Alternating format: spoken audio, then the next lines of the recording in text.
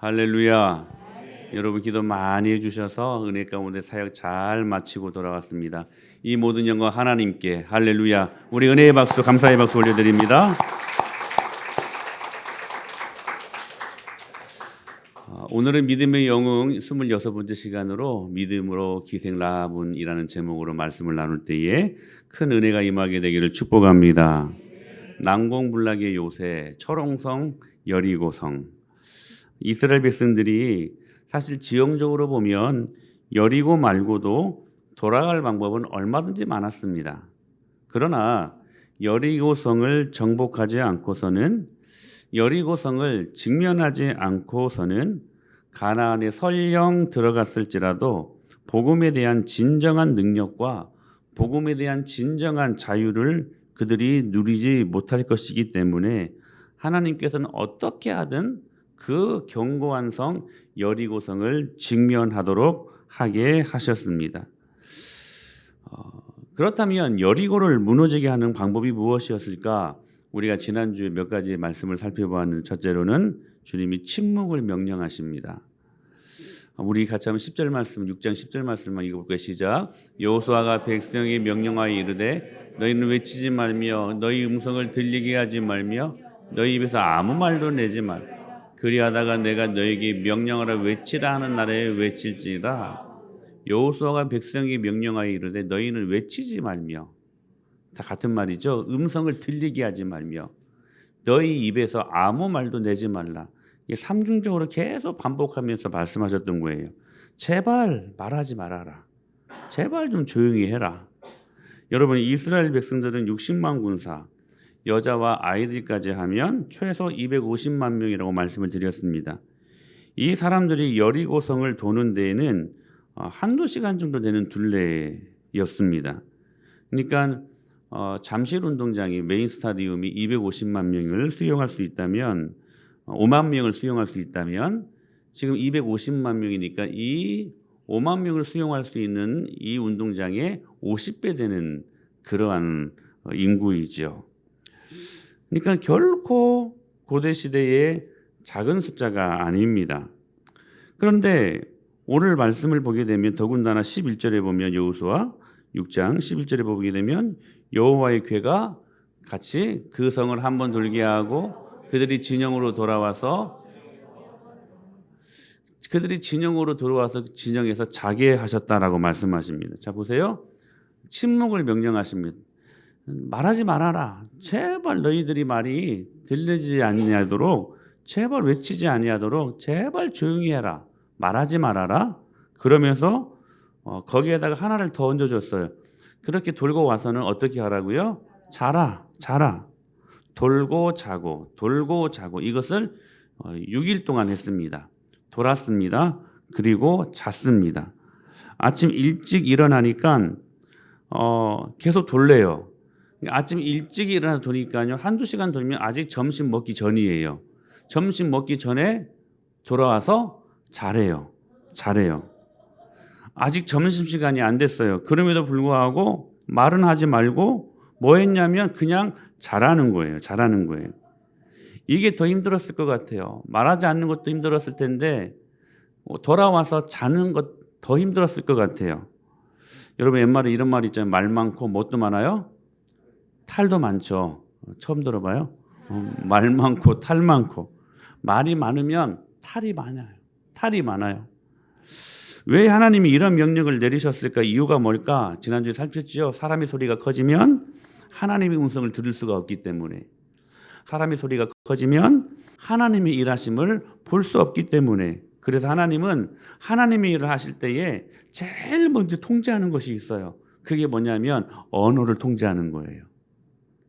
사랑하는 여러분 가운데 하나님의 크신 그 일하심이 보이게 되기를 축복합니다. 주님, 오늘 또 여러분들을 통하여 당신의 일을 이루시는 하나님이심을 믿습니다. 여러분, 하나님 앞에 우리 귀하게 쓰임 받으십시다.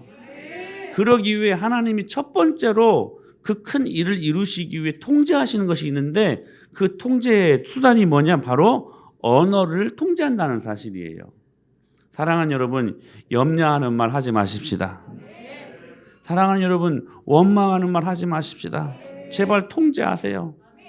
이런 말들이 막 튀쳐나오려고 할 때마다 입을 막으세요. 제가 종종 사이트에 들어가서 은혜 받는 교회 목사님이 연세중앙교회 윤석준 목사님 교회입니다.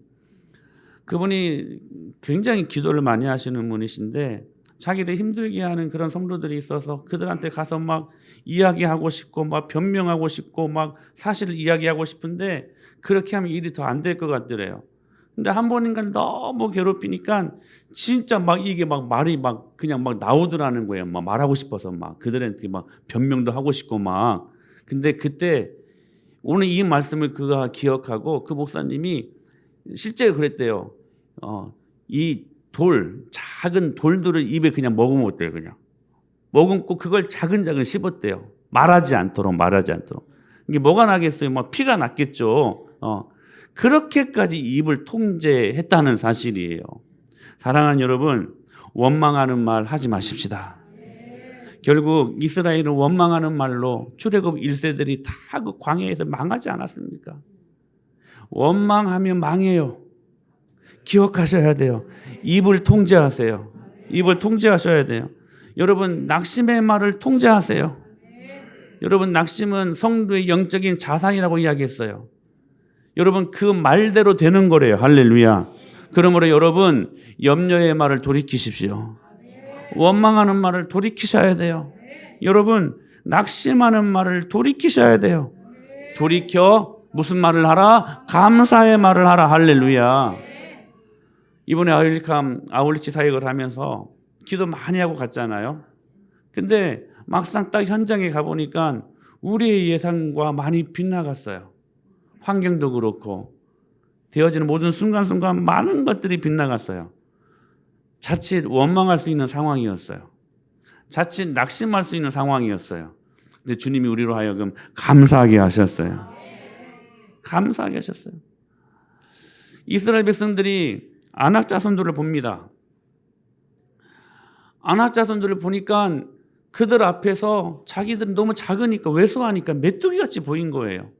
근데 믿음의 사람 여호수아와 갈렙은 하나님이 기뻐하시면 능히 저들을 취할 수 있으리라. 할렐루야. 그러면서 뭐라고 말합니까? 저들이 우리의 밥이라. 무슨 말이냐면 저들이 우리가 보기 메뚜기 같다. 이 말이었어요. 그들이 보기에 우리가 메뚜기 신드롬. 이게 영적으로 여러분 심리학적으로 이 신드롬이 있어요. 근데요. 여호수아와 갈렙은 믿음으로 말미암아 시선을 바꾸고 나니까 그들이 우리가 보기에 그들이 메뚜기 같다. 이렇게 멋진 고백을 하게 되었던 거예요. 사랑하는 여러분, 언어를 통제하십시오. 이번 아울리치 사역은 참 대단했던 그런 사역이었습니다. 우리가 학교 사역을 했습니다. 사진들을 쭉 보실래요?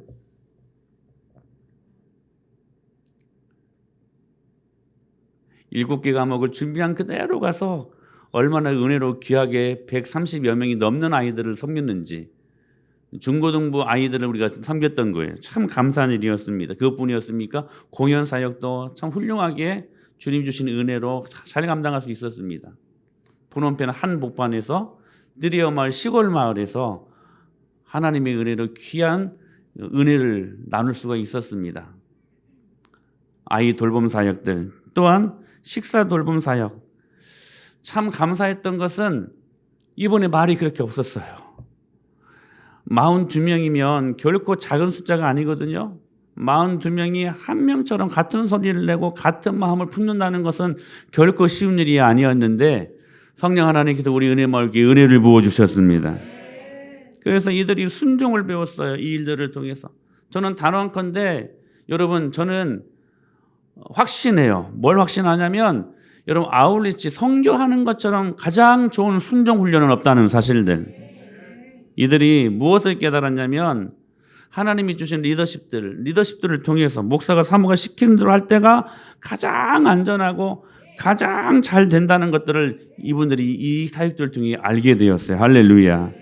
사랑하는 여러분, 주님의 일을 우리의 작은 입술로 통제하지 말고 주님의 일을 주님이 하시도록, 사랑하는 여러분, 그렇게 주님 앞에 내어드리는 저희들 될 수 있게 되길 축복합니다.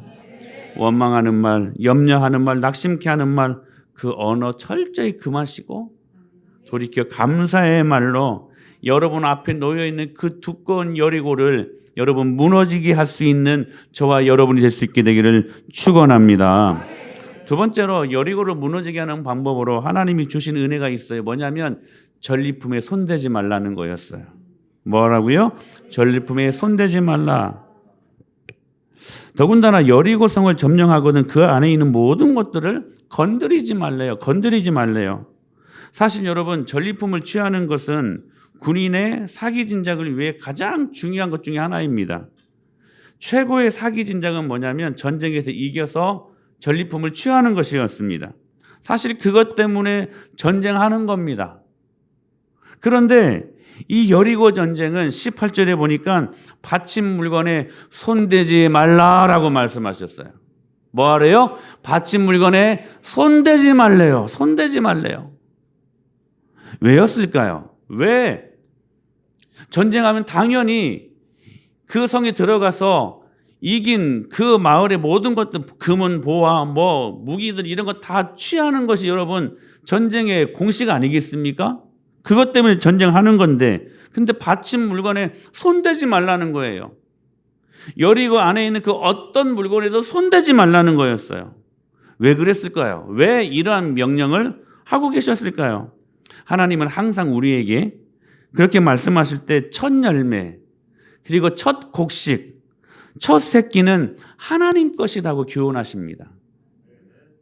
그래서 사람도 장자 큰 아들은 하나님 거예요. 그러니까 그 첫 것, 첫 곡식, 첫 열매는 어떤 의미가 있냐면 11조의 의미가 있다는 거예요. 여러분 11조는 10분의 1, 산술적으로 100만 원 벌었으면 10만 원 드리는 그런 의미이기도 하지만 이 1은 나머지 9에 대한 대표성을 갖고 있는 거예요. 근데 그 하나는 하나님 거래요. 하나님 거래요. 그러니까 무슨 말씀이냐면 전부 다 하나님 것이라는 의미로 첫 새끼, 첫 열매, 장자, 10분의 1 이거는 하나님 거라고 말씀하고 계시는 거예요. 여러분 약속의 땅 가나안에 들어가기 위해 그들은 많은 전쟁을 치러야만 했습니다.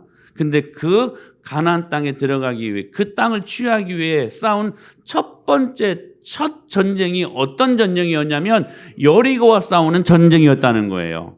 그러니까 여리고성은 그들이 가나안 땅에 들어가기 위한 11조였어요. 11조는 누구 거라고요? 하나님 거라고요. 그 하나님 거, 그 하나님 거, 그 11조 손대면 안 돼요. 그건 여러분들이 자율적으로 사용할 것들이 아니라는 거예요.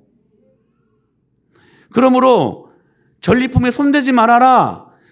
이 전쟁은 내 전쟁이다. 물론 다른 전쟁은 다 하나님 전쟁입니다. 그러나 대표성을 갖고 있었던 거예요. 여리고성은 하나님의 11조예요. 손대지 말라는 거였어요. 이건 내 전쟁이다. 이건 내가 치러야 될 전쟁이다. 하나님이 할례부터 유월절 그리고 침묵을 명령하시고 이번에는 전리품도 취하지 말라고 하신 데에는 분명한 목적이 있었다는 거예요. 뭐냐면 여리고는 내 것이니 첫성 하나님 거 11조니 하나님이 접수하시겠다는 거예요.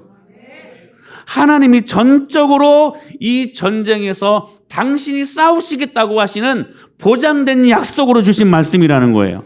그러므로 여기에 그 어떤 사람의 생각도 그 어떤 사람의 목소리도 사람의 경험도 사람의 상식도 사람의 논리가 개입되어서는 안 된다는 것을 분명히 그들에게 말씀하셨던 것입니다. 고고학자들이 주전 1500년경에 있었던 여리고성을 발견했어요. 실제로 고대 난공불락의 요새 여리고성 이중벽을 갖고 있었어요. 보이시죠? 내벽과 외벽으로 제가 전에 말씀드렸던 것처럼 쌍두마차가 서로 교차하여 다닐 수 있는 견고한 성이었어요. 블록 하나하나 세워진 성이 아니에요. 견고한 성이었어요. 여러분 근데 다음 말씀 그림 허물어진 저 담을 한번 보십시오. 안으로가 아니라 밖으로 허물어진 것을 발견하게 돼요. 실제로 그들이 이 고고학적인 측면에서 이것들을 발견하고 나니까 이 성이 다 벽돌이 밖으로 허물어졌다는 거예요. 보통 상식은 안으로 허물어져야 되잖아요. 외부의 공격과 그리고 외부의 어떤 그러한 물리적인 어떤 가함이 있을 때 보통 상식은 이 돌담들이 안으로 허물어져야 되는 것이 상식 아니겠습니까? 근데 하나님이 보기 좋게 밖으로 허물게 하셨어요. 누가 하셨다는 거예요? 하나님이 하셨다는 거예요. 실제로 이스라엘 백성들은 13바퀴 돌고 고함 한번 지른 것밖에 없어요. 할렐루야. 이 전쟁은 누가 하셨다는 거예요? 하나님이 하셨다는 거예요. 여러분 앞에 있는 많은 여리고들 있지 않습니까? 물질의 여리고도 있고 관계의 여리고도 있고 건강의 여리고도 있고 아직까지도 산적하여 해결되지 않은 많은 두터운 여리고들이 있지 않습니까? 여러분 그 여리고가 오늘 이 예배 이 말씀을 통하여서 허물어지게 되기를 축복합니다. 그러나 하나님이 하셔야 돼요. 그래서 아무 말 하지 말아라. 이 전쟁은 내 전쟁이다. 내가 취할 것이다. 내가 취할 것이다. 여러분 그것을 믿음으로 바라보는 행위, 그것을 우리가 취해야 될 믿음이라고 말씀하고 있는 것입니다. 그래서 히브리서 11장 계속해서 믿음으로.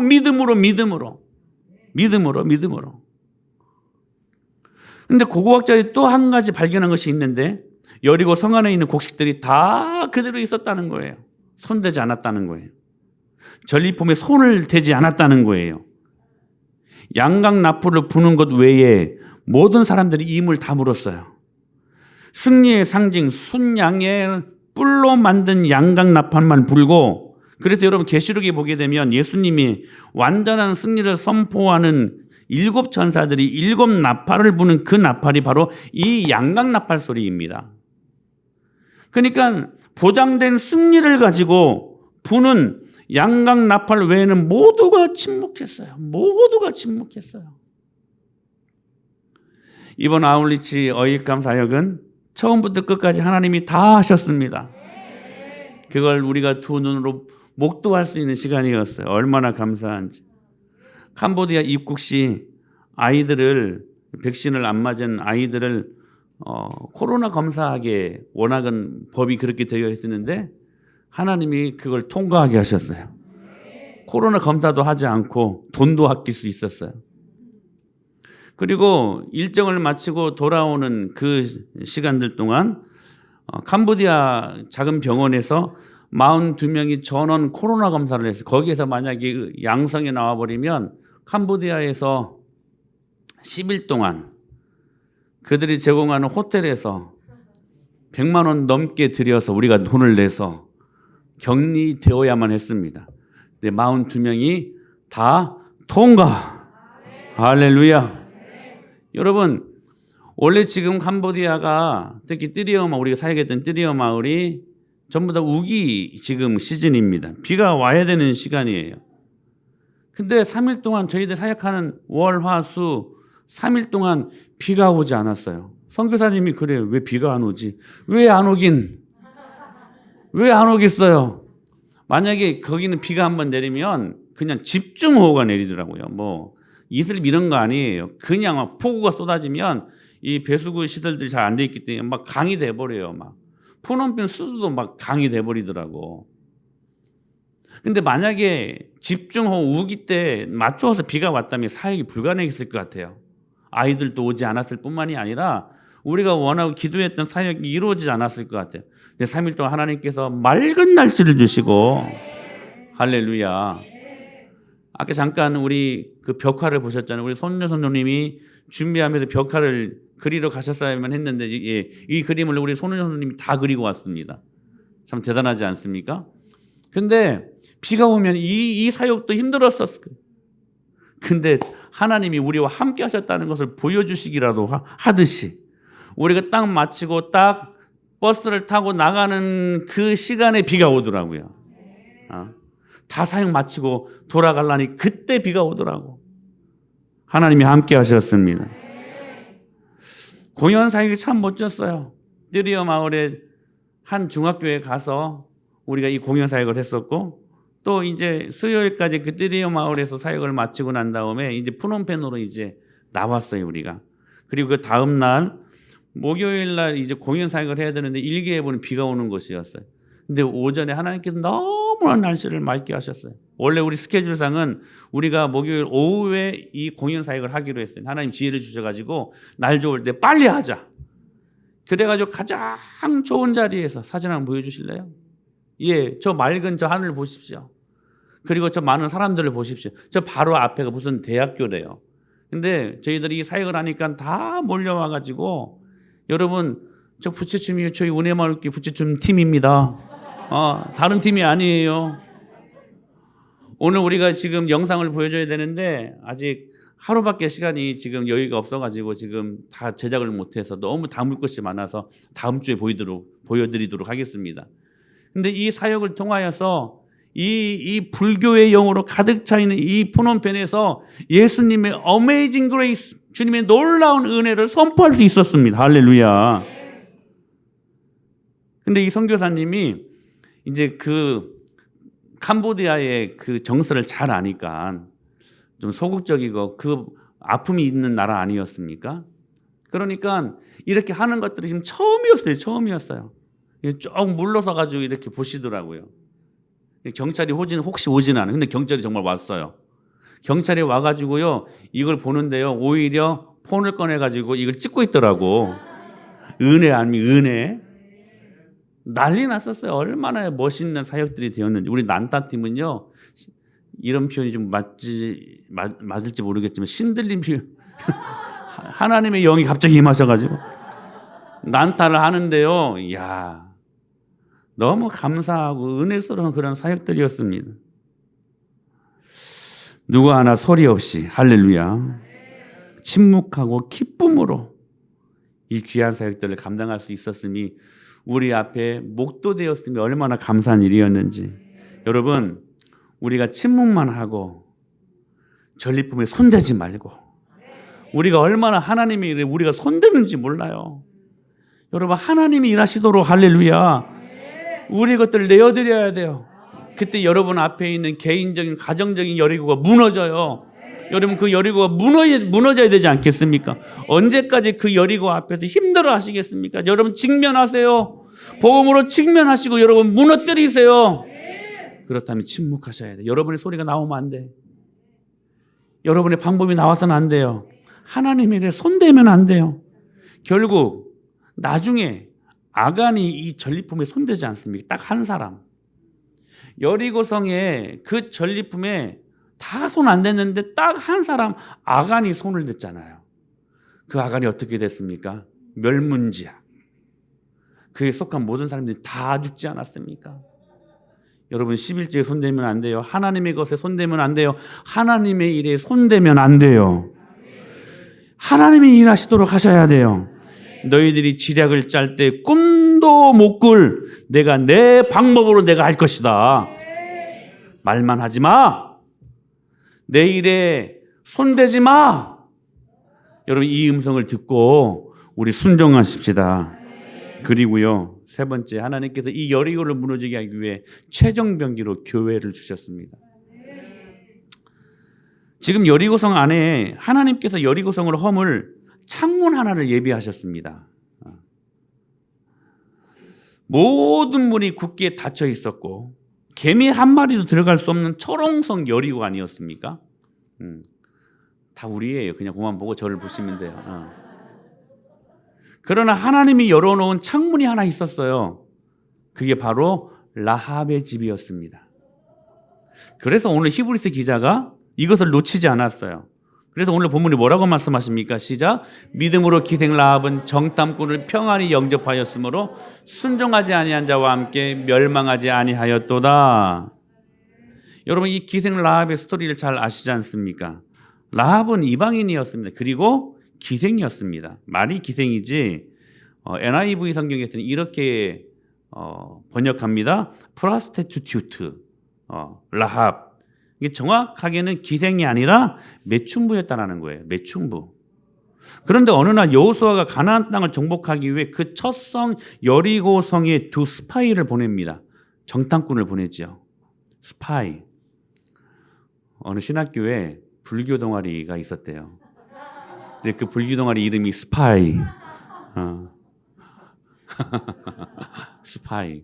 두 스파이를 보냅니다. 그런데요, 그들이 그렇게 몰래 들어갔는데 처음으로 마주했던 곳이 바로 라합의 집이었어요. 그 라합의 집에 들어갔는데 그곳에 가서 몸을 피하게 되었는데 그 와중에도 몰래 들어갔다고 들어갔는데 어떤 사람이 이 두 스파이를 본 거예요. 그리고 여리고 왕에게 밀고 합니다. 이 말을 들은 여리고 왕이 사람을 보내어 잡아오라고 분노하며 엄명합니다. 이윽고 사람들이 이 라합의 집에 숨어 있었던 이 두 스파이를 잡기 위해서 가게 되었고 그 사람들을 끌어내라. 그때 이 라합이 이미 지붕 쪽에 두 정탐꾼을 숨겨놓습니다. 그리고 이미 저쪽으로 멀리 달아났다고 여리고 신하들을 유인한 라합이 두 정탐꾼을 상대로 약속을 얻어냅니다. 뭡니까? 우리가 너희를 목숨을 담보로 해서 이렇게까지 선대했으니 너희들이 우리를 공격하러 올 때 너희들도 우리를 제발 좀 선대해달라. 우리를 살려달라. 라합이 아주 멋진 약속을 얻어냅니다. 그때 이 두 스파이가 알았다고. 그러자 이 라합이 두 정탐꾼을 15절에 보니까 창문에서 달아내려 그들로 하여금 도망가게 만듭니다. 그리고 약속을 하고 증표까지 얻어냅니다. 무엇이었습니까? 18절 말씀. 이게 굉장히 중요한 말씀인데 시작. 우리가 이 땅에 들어올 때 우리를 달아내린 창문에 이 붉은 줄을 메고 내 부모와 형제와 내 아버지의 가족을 다 그 창문이 어디인지 모르니까 표시하라는 거예요. 뭘 표시하냐면 붉은 줄을 내려 달아달라. 그러면 내가 그거 보고 너희 그 열린 그 집안에 속해 있는 그 집만은 내가 살려줄 것이다. 네 부모, 내 형제, 내 이웃 다 불러서 그 안에 속하게 해라. 내가 그 집만큼은 살려줄 것이다. 두 스파이가 언약을 맺습니다. 그런데 오늘 히브리서 기자가 이것을 믿음의 행위로 보았던 거예요. 라합의 믿음의 행위를 보았던 거예요. 여러분 믿음은 무엇입니까? 예수 그리스도의 피를 통과하는 것입니다. 그게 여러분 믿음이에요. 단순한 우리의 신념을 뛰어넘어서 믿음은 뭐냐면 예수 그리스도의 보혈을 통과하는 것이 믿음이라는 거예요. 근데 재미있는 것은 여기에 18절 다시 한번 보실까요? 창문이 소개되고 있습니다. 우리가 이 땅에 들어올 때에 우리를 달아내린 창문에 이 붉은 줄을 메고 다시 그림으로 여기 창문이 소개가 돼요. 기생 라합의 집에는 창문이 있었어요. 저는 이 창문을 이 시대를 여는 하나님의 교회라고 믿습니다. 여리고성을 허무는 하나님의 작전에 하나님께서 교회라는 창문을 내주셨다는 거예요.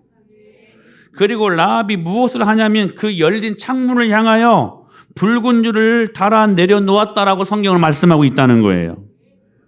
사랑하는 여러분, 붉은 줄을 여러분 가정 안에 내려두십시오. 이게 믿음이에요. 이 붉은 줄은 훗날 예수 그리스도께서 십자가에 못 박혀 돌아가시면서 흘리신 보혈을 의미하는 것입니다. 여러분 가정 안에 예수님의 보혈의 피를 뿌리시고 바르시고 덮으십시오. 다른 거 없어요. 여러분 예수님의 피가 있어야 돼요. 십자가 보혈이 여러분을 살립니다. 이 능력이 있어야 돼요. 그리고 우리가 찬송으로도 고백하는 것처럼 주의 보혈 능력이 있도다. 유일한 능력이에요. 주의 보혈에는 능력이 있어요. 여러분 이 십자가 보혈을 통과하셔야만 해요. 그러니까 이 여리고성을 허무는 데에 하나님이 창문 하나 주셨는데 그 창문이 뭐냐? 교회요. 그 교회가 왜 존재할 수 있느냐? 붉은 동아줄. 예수 그리스도의 보혈의 피가 존재할 때 그 교회는 능력 있게 하나님이 사용하시는 교회가 된다는 거예요. 저는 그러면서 뜨리어 마을의 뜨모이 교회가 저는 복되다고 저는 생각합니다.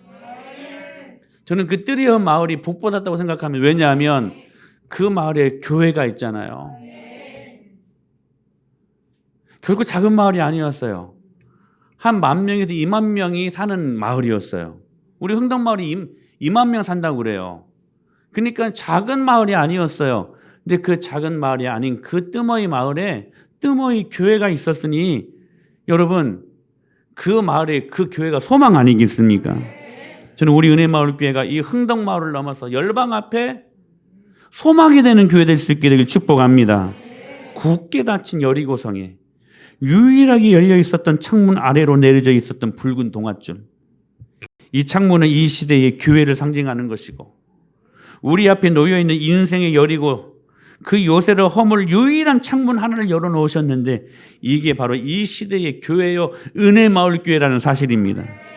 그리고 그 창문에서 달아 내려놓은 붉은 줄은 그리스도의 십자가, 예수 그리스도의 십자가의 선혈이 낭자한 피 묻은 복음. 할렐루야. 그래서 교회의 창문에 가감 없이 타협 없이 그리스도의 십자가 복음이 선포되고 붉은 줄 그리스도의 보혈을 우리가 달아 내려두게 되면 우리 앞에 놓여 있는 그 경관 여리고성을 하나님께서 허물겠다. 할렐루야. 이 일에 교회를 사용하시겠다 하시는 그 약속을 이미 저희들은 받은 교회요 받은 하나님의 사람들인 것을 우리 믿습니다. 여러분, 하나님의 방법은 사람입니다. 그리고 구원받은 여러분 사람들이 모인 교회가 하나님의 방법입니다. 여러분, 그러므로 십자가 보혈이 있는 그 십자가 보혈을 통과한 교회에 붙어 있으십시오. 교회에 붙어 있지 아니하고 나 혼자 결코 신앙생활을 할 수 없습니다. 사탄은요 그 사람들을 공격의 빌미로 삼을 것입니다. 먹잇감의 빌미로 삼을 것입니다. 여러분, 이 시대의 최종 병기, 여리고를 허물게 하는 최종 병기. 할렐루야. 은혜마을교회를 주셨으니 우리 십자가 보혈 날마다 통과해요. 십자가를 날마다 뿌리고 바르고 덮는 그런 저와 여러분들 될 수 있게 되길 축복합니다. 우리가 이 일들을 하게 되면 여호수아 6장 27절에 이러한 아주 귀한 약속을 주셨습니다. 시작. 여호수아의 소문이 온 땅에 퍼지니라. 할렐루야. 다시 한번 시작. 여호와께서 여호수아와 함께 하시니 여호수아의 소문이 그 온 땅에. 여러분, 여호수아가 누굴까요? 여러분, 여호수아는요 예수의 구약식 이름입니다. 여호수아, 예수 같은 의미예요. 같은 말이에요. 하나님께서 이 시대의 여리고성을, 우리 인생의 여리고성을 허물기 위해 교회라는 창문을 남겨주시고 그 교회를 통해 가감없는 선명한 선혈이 낭자한 선명한 복음을 전하면 우리가 그래서 그 은혜를 가지고 충성을 다하고 그 믿음으로 그 길을 가게 되면 오늘 본문 여호수아의 이름이 온 땅에 퍼지니라. 할렐루야. 무슨 말씀이에요? 예수의 이름이 온 땅에 퍼지니라. 이게 하나님의 작전이에요. 이게 이 시대에 은혜마을교회를 주시고 많은 교회들을 주신 이 시대에 두껍게 우리 앞에 놓여있는 여리고를 허물기 위한 하나님이 허락하신 작전이라는 거예요. 교회가 작전입니다. 십자가의 보혈의 피가 낭자한 십자가의 능력이 선포되는 교회가 하나님의 작전입니다. 사랑하는 여러분, 우리 교회의 비전과 꿈이 뭘까요? 여러분의 비전과 꿈이 뭡니까? 예수 그리스도의 이름이 온 땅에 퍼지니라. 여러분, 이것이 저와 여러분의 삶의 비전이요 유일한 꿈이 되어야 되지 않겠습니까? 여러분, 여러분의 인생의 꿈이 무엇입니까? 여러분 자녀 교육의 꿈이 무엇입니까? 여러분 자녀들 바르게 양육하십시오. 여러분 사업의 꿈이 무엇이고 여러분의 노후의 꿈이 무엇이겠냐 하는 것입니다. 여러분, 우리 은혜마을교회 10년 후 20년 후의 꿈이 무엇이겠습니까? 예수의 이름이 온 땅에 퍼지니라. 이것이 우리 인생의 꿈이, 우리 교회의 비전이요. 우리가 사는 모든 생활에 여러분 유일한 꿈과 비전이 되어야만 되지 않겠습니까? 우리 교회를 왜 이곳에 세웠는지, 용인시 흥덕마을에 소망이 되게 하시고 썩어가는 이 나라의 믿음의 창문을 열게 하시고 땅끝까지 복음 증가하는 일에 우리 교회가 믿음의 창문이 되어서 나아갈 때 우리 앞에 놓여있는 여리고는 무너지고, 여러분 이 믿음을 가지셔야 돼요. 우리는 가나안 땅을 믿음으로 취하게 될 것을 믿습니다. 이 시간 전 여러분들 이 믿음을 갖고 이 말씀대로 한 주간을 살고 다음 주에 와서는 서로 간증할 수 있는 시간들이 되었으면 좋겠습니다. 오늘 아마 간증할 거리들이 목장 안에서 많을 거예요. 여러분 많이 나누시고 흘려보내십시오. 그리고 도전도 받으십시오. 결국 우리 앞에 있는 여리고는 반드시 무너져야 된다는 것, 이 일들 앞에 주님의 보혈의 피가 낭자한 피 묻은 그리스도의 복음이 선포되는 교회를 하나님이 작전으로 주셨다. 그 교회 안에서 이 하나님의 영광을 누리기를 선포하며 오늘 또 말씀으로 능력으로 나아가는 저와 여러분들 될 수 있게 되기를 예수님의 이름으로 간절히 축복합니다.